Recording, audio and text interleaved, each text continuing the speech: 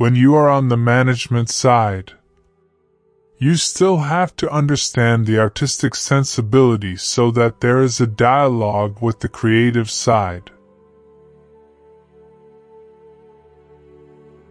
I am and will remain a tax resident in France, and in this regard I will, like all French people, fulfill my fiscal obligations.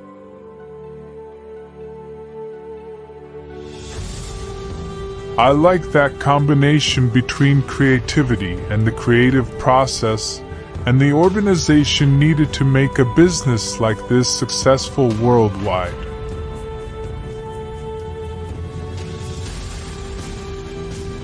What we do in our group is the opposite of the bad effects of globalization.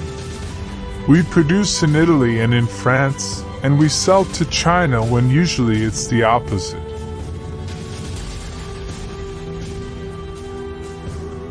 When something has to be done, do it. In France, we are full of good ideas, but we rarely put them into practice.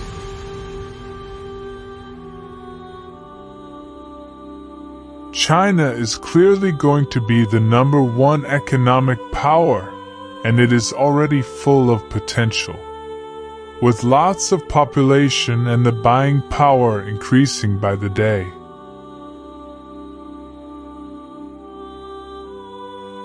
I think in business, you have to learn to be patient. Maybe I'm not very patient myself, but I think that I've learned the most is be able to wait for something and get it when it's the right time.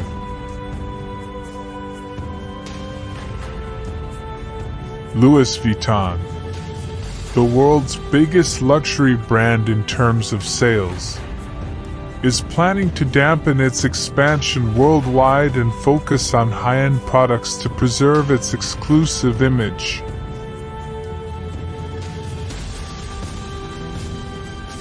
Once we decided to do a tower in New York, it had to say something about our group, reflecting the mix of modernity and creativity in our organization. It's a symbol.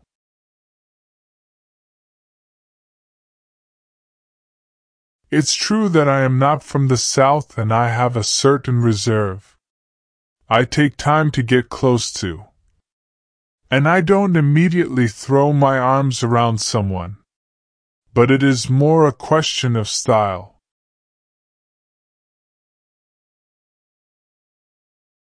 It is not enough to have a talented designer. The management must be inspired too. The creative process is very disorganized. The production process has to be very rational.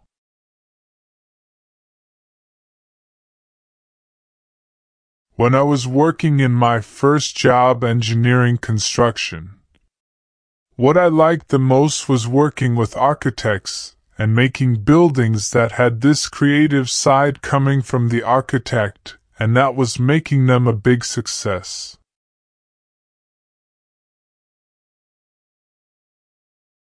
If you deeply appreciate and love what creative people do and how they think, which is usually in unpredictable and irrational ways, then you can start to understand them.